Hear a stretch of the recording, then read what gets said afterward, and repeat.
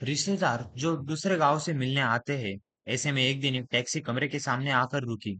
उसमें से निकलकर एक आदमी आते ही मेरी छाती पर सिर रखकर औंधा पड़ रोने लगा और कहने लगा, हाय, तुम्हें क्या हो गया? कार वालों का सत्यानाश।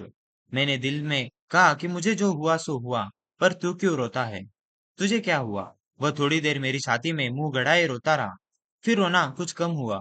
उसने मेरी छाती से गर्दन हटाई और जब मुझसे आंख मिलाई तो एकदम चुप हो गया। फिर धीरे से हंसते हुए बोला, माफ करना, मैं गलत कमरे में आ गया था। आजकल लोग ठीक से बताते भी तो नहीं। गुप्ता जी का कमरा शायद बगल में है। अच्छा भाई, माफ करना, कहकर वह चला गया। अब वही रोने की आवाज मुझे पड़ोस के कमरे से सुनाई पड़ी। मुझे उस आदमी से अधिक गुस्सा अपनी पत्नी पर आया, क्योंकि इस प्रकार रोता देख पत्नी ने उसे मेरा रिश्तेदार या करीबी मित्र समझकर टैक्सी वाले को पैसे दे दिए थे। हमदर्दी जताने वालों में वे लोग जरूर आएंगे जिनकी हम सूरत भी नहीं देखना चाहते। हमारे शहर में एक कवि है, श्री लपकानंद। उनकी बेतुकी कविताओं से सारा शहर परेशान है। मैं अक्सर उन्हें दूर दूर से देखते ही भाग खड़ा होता हूँ। जानता हूँ जब भी मिलेंगे 10-20 कविताएं पिलाए बिना नहीं छोड़ेंगे।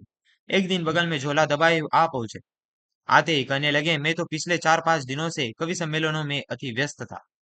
सच कहता हूँ, कसम से, मैं आपके बारे में ही सोचता रहा। रात भर मुझे नींद नहीं आई और हाँ, रात को इसी संदर्भ में यह कविता बनाई। यह कह झोले में से डायरी निकाली और लगे सुनाने।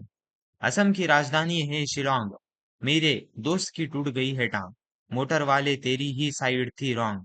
कविता सुनकर वे ऐसे मुझे ऐसे देख रहे थे मानो उनकी एक आंख पूछ रही हो, कहो कविता कैसी रही, और दूसरी आंख पूछ रही हो, बोल बेटा, अब भी मुझसे भागेगा? मैंने जल्दी से चाय पिलाई और फिर कविताएं सुनने का वादा कर बड़ी मुश्किल से विदा किया। अब मैं रोज ईश्वर से प्रार्थना करता हूँ कि हे ईश्वर, अगर तुझे मेरी दूसरी टांग भी तोड़नी हो तो जरूर तोड़, मगर कृपा कर उस जगह तोड़ना जहां मेरी कोई भी परिचित न हो, क्योंकि बड़े बेदर्द होते हैं हम दर्दी जताने वाले।